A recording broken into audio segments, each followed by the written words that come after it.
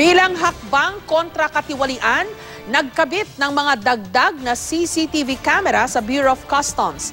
Pero pumapalag ang Employees Union ng Customs. Labag daw kasi ito sa kanilang karapatang pantao. May exclusive report si June Veneracion. Nagkakabit na ng karagdagang CCTV camera sa Bureau of Customs. Bahagi ng utos si Commissioner Alberto Lina para matutukan ang mga transaction area at iba pang payment window. Pero ang Employees Union ng Customs nagbanta na posibleng questionin nila sa korte ang hakbang. Magsasagawa rin sila ng kilos protesta laban sa pagtutok sa kanilang CCTV. Bakit naman kami tututukan yan? Wala bang violation sa karapatan namin pantao yan?